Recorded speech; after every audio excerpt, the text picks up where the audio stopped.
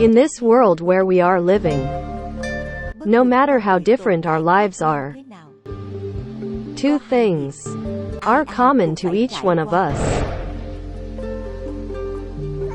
They are birth and death.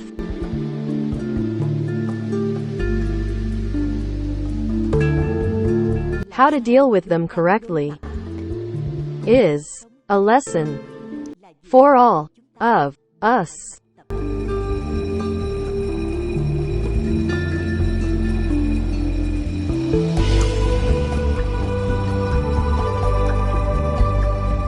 Earth Store Bodhisattva, benefiting the living and the dead.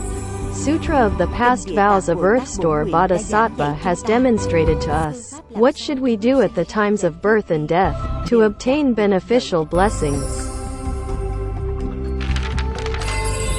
At the time when Buddha Shakyamuni was living in the Triastrimsa's palace, he told his deceased mother, who had ascended to a heavenly palace with countless deities and demons, of the meritorious deeds of Bodhisattva Ksitigarbha. The great Bodhisattva Ksitigarbha had explained to us how benefit both living and the dead. O world-honored one, sentient beings who practice evil may begin by performing only one small evil act which eventually grows to an immeasurable proportion of evil. These sentient beings having such bad habits when they are at the ends of their lives, their parents or other relatives should generate bliss for them as a provision to urge them forward on the path ahead. This can be done either by hanging banners and canopies in front of the images of Buddhas, burning oil lamps, or by reading and reciting venerated sutras, or by displaying images of Buddhas and of other holy ones, or even by invoking the names of Buddhas, Bodhisattvas and Pratyeka Buddhas. Ensure that every name or title reaches the ears of the dying one, and is accepted into his consciousness. Such a sentient being, because of the results induced by the evil karma he produced, will almost certainly fall onto some evil path of existence. But because of their relatives having cultivated holy causes at the time of his death, he will be entirely exonerated from all his sins. If during the 7-day period just after his death, many good deeds have been performed for him, the force will permanently distance the departed one from all evil paths, and enable him to be reborn as a human being, or a deva to enjoy extraordinarily wonderful happiness, and bring countless benefits to his living relatives. Therefore now in the presence of Buddha, the world-honored one, and the 8 categories of being, including devas and nagas as well as human and non-human beings, I advise the sentient beings in Jambudvipa, during the days immediately after someone's death, to be careful, not killing or destroying, or creating evil karma by worshipping or offering sacrifice to demons and deities, or by having recourse to monsters and goblins. And why?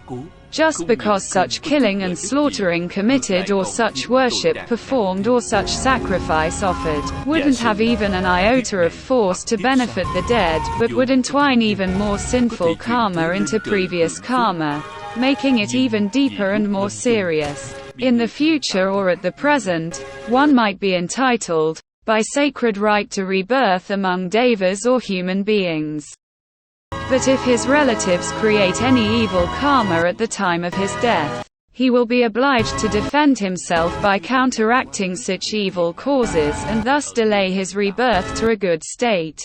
How much worse it must be, then, for those who are dying who have had few good roots, and who by themselves will fall onto evil paths in accordance with their respective karma. How can their relatives be so merciless as to increase the evil karma of the dying ones? O world-honored one, I see that if the sentient beings in this world are able to perform some good deeds as Buddha Dharma, even though such deeds be only as small as the point of a hair, a mote, a grain of sand or a droplet, they'll be able to gain benefit for themselves, without anything done in vain. Any sentient beings in this world, after death, if his relatives either juniors or seniors, should cultivate meritorious virtue for him or provide vegetarian meals, to create good karmic causes, would such a dead person gain great benefits as well as deliverance and liberation. Sir, for the benefit of all sentient beings of the present and future generations by means of the Buddha majestic power,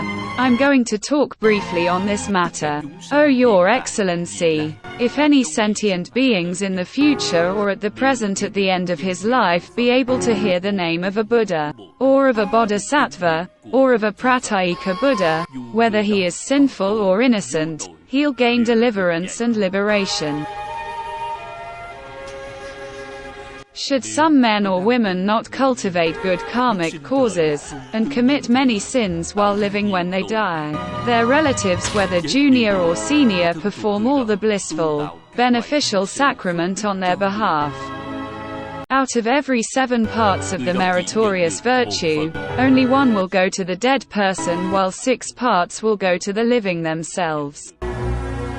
For this reason, good men and good women of the future and the present should cultivate themselves, while they are still healthy and strong, so that they may gain every part of such meritorious virtue for themselves. The power of demon avidya could arrive unexpectedly, then one's unsettled spirit wandering in the dark wouldn't know whether it was undergoing suffering or enjoying happiness. Within a 7-day period, it would just senselessly and dumbly be brought before some authority, who will weigh and consider his karmic result and make a judgment, after which he will go to rebirth according to his karma. His unpredictable situation would cause him thousands of worries and myriad of miseries. His unpredictable situation would cause him thousands of worries and myriad of miseries.